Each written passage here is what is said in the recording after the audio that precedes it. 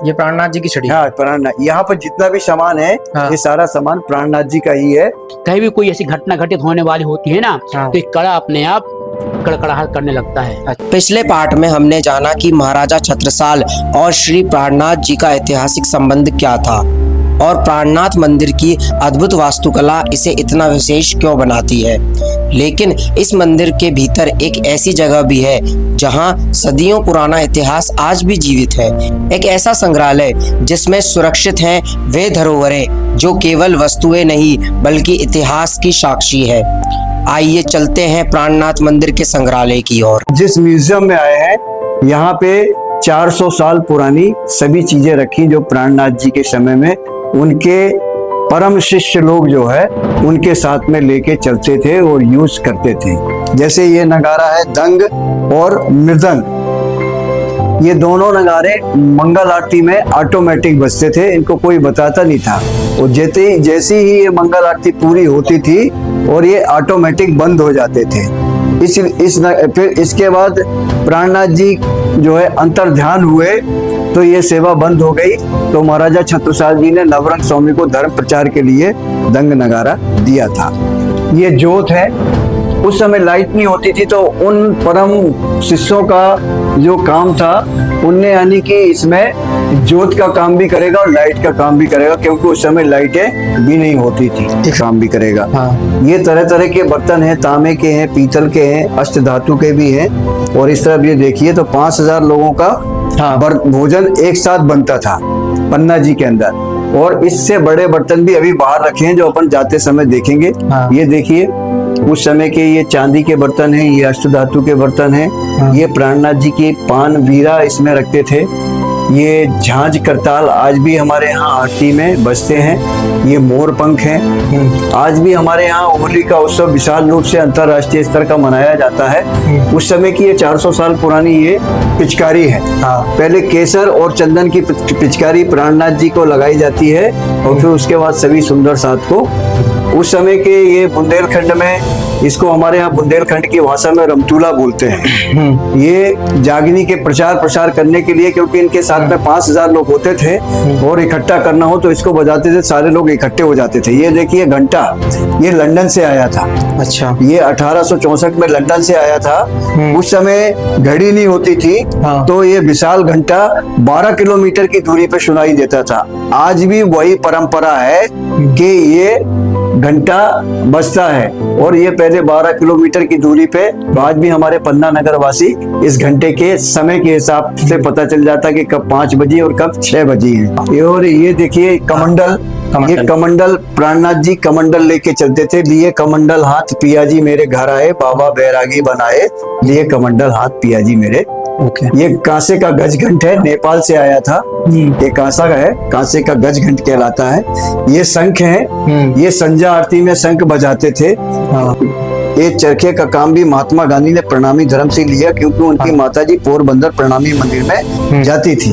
और ये उस समय की डब्बियां और मिसाल हैं। और ये तेल डालने की कुप्पी है, क्योंकि जामनगर से जब चले तो पहाड़ भी पड़े, जंगल भी पड़े और ये सब चीजें उनको पढ़ने के बाद तो ये इनकी आवश्यकता पड़ती थी। तो ये डब्बी और मिसाल हैं जो आज भी इस म्यूजियम में 400 साल पुरानी बरकरार है। ये उनकी अर्धांगिनी बायजूराज महारानी जी थे। इसको जलझारी बोलते हैं। इसमें हाथ धुलाती थी। ये बायजूराज महारानी जी इससे आरती करती थी। ये बायजूराज महारानी जी का श्रृंगार रखने का है। अच्छा। और ये महामती प्राणनाथ जी का जामा। अच्छा। और ये छड़ी लेके चलते हैं। ये प्राणनाथ जी की छड़ी। हाँ, प्राणनाथ। यहाँ पर जितना भी सामान है, हाँ। ये सारा सामान प्राणनाथ जी का ही है। और ये सीजन के अकॉर्डिंग ही पहनाया जाता है। ठंडियों में ठंडियों वाला। हाँ। ये उनकी सर की पाग है। अच्छा। तैयार करते हैं तो उनके सामने महाराजा छत्रसाल जी शीशा वगैरह भी रखते हैं। हाँ। और ये देखिए उनके ये उनका गर्मियों में मलमल के कपड़े का ये पहनाते हैं। और ये तरह तरह के और भी एंटीक बर्तन हैं। ये वाला ये कौन सा? ये भी जामा है। हाँ। ये जरी वाला है। हाँ। इसमें सोने की लेस का काम है। अच्छा। ये आसनी कहलाती है। हाँ। तो आज भी हमारे यहाँ परमात्मा को रिझाने के लिए चितवनी और ध्यान करते हैं, आरती करते हैं, तो इस आसनी का उपयोग करते हैं। और ये भी ये गोधड़ी है। अच्छा। ये गोधड़ी है। इसमें खाने पीने की सामग्री भी रखते थे और इसको उड़ा भी देते थे। और ये महाराजा छत्रसाल जी ने इनको चोपड़ा मंदिर में अपने हाथों से धारण कराई थी, अच्छा। है ना। हाँ। और उस समय ये पीछे से खुजली उजली हो हाँ। तो ये, है ना। और ये तकिए वगैरह रखे हुए हैं यहाँ ये इसको हमारे यहाँ गाल मसूरिया बोलते हैं। हाँ। तो प्राणनाथ जी को जब वाणी अवतारित होती थी तो ये हमारे यहाँ बंगला जी दरबार हाल में 3-3, 4-4 बजे तक काम करते रहते थे। हाँ। लेकिन तो सभी लोग सुंदर साथ और बाईजू राज महारानी जी जाती थी कि आप थोड़ा आराम करो, और धीरे से गालों में लगा देते थे। तो गाल मसूरिया है, ये पावड़ा है। अच्छा। जहाँ पर प्राणनाथ जी जाते थे तो वहाँ पावड़ा बिछाते थे, और हाँ। चौपाई आती है कि यही का यही पावड़ा, यही निछावर आए, श्री प्राणनाथ के चरण पे छत्ता बलि बेली जाए। ये जरी वाली सर की पाग है। अच्छा, ये वो पहना करते थे हाँ, रेगुलर बेसिस पे कि मतलब कहीं पर फंक्शन वगैरह में? नहीं, रेगुलर, उस समय रेगुलर पहनते थे। और ये अगरबत्ती स्टैंड है, और हाँ। छोटी छोटी आरतियां हैं। और ये हमारे यहाँ पिछौरी बोलते हैं। हाँ। तो उस जामा के ऊपर जो है पिछौरी पहनाई जाती थी। ये जगन्नाथ भाई थे, उस समय इसको तमूरा बोलते हैं। तो जो वाणी गायन, भजन गायन होता था उसमें इसको बजाते थे। ये राजस्थानी पंखे हैं, इसमें लेस चांदी की तार का भी काम है। हाँ। चांदी की डंडियां भी है, हाथी दांत की डंडियां भी हैं। और इसको अपने हाथ से बनाते थे और परमात्मा को डुलाते थे। ये तोप है पीतल की। इस तोप का उपयोग मात्र प्राणनाथ जी की वाणी और पधराने पर एक ही बार उपयोग हुआ है। ये पीतल की तोप है।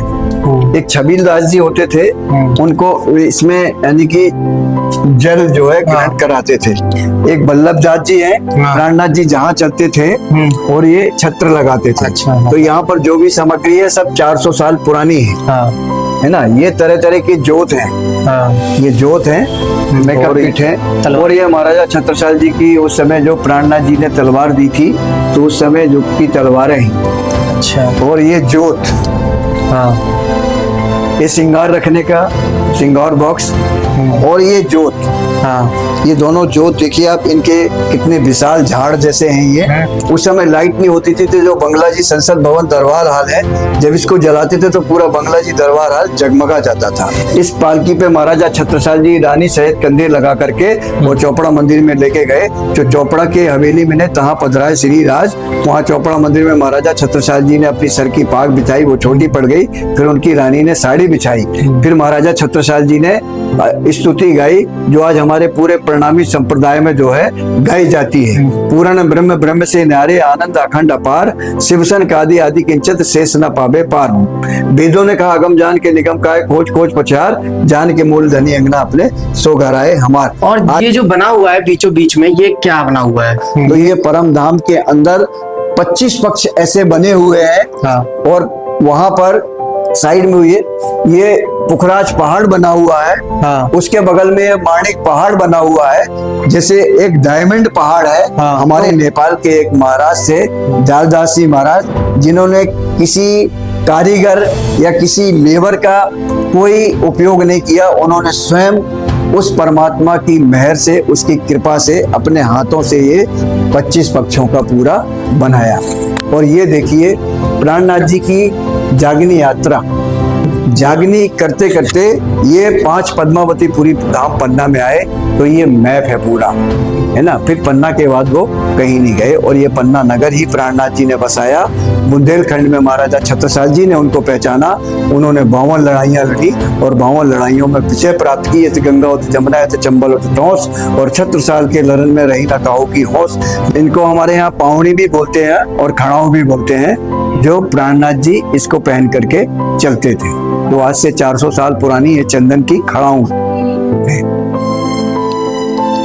ये हाथों से लिखे हुए मतलब लगभग कितने वर्ष पुराने हैं ये? इसका उद्देश्य क्या था लिखने का, इनके बारे में बताइए। ये महाराजा छत्रसाल जी बुंदेलखंड के संस्थापक हुए, और उस समय प्राणनाथ जी के साथ में 5000 लोग अपना घर द्वार, जमीन जायदाद, लड़के बच्चे सब कुछ छोड़ के आए थे। तो उस समय चरखारी, बिजावर, महोबा, छतरपुर, है ना। तो इस जगह से यहाँ पर अनाज और गल्ला आता था उनके समय पे।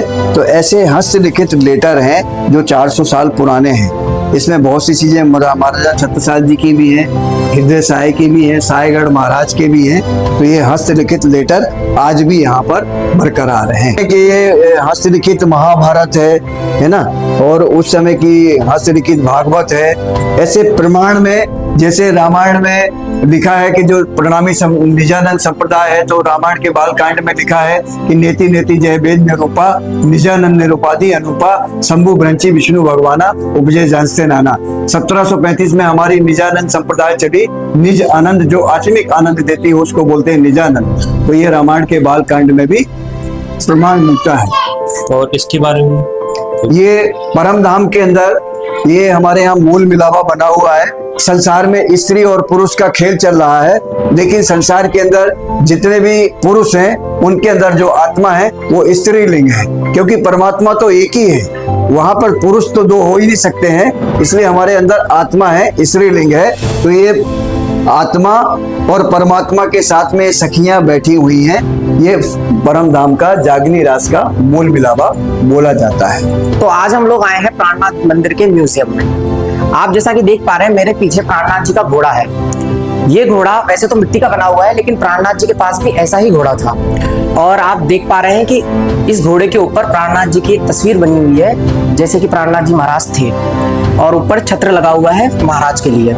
आप इधर की साइड आएंगे तो इधर पे बैलगाड़ी है।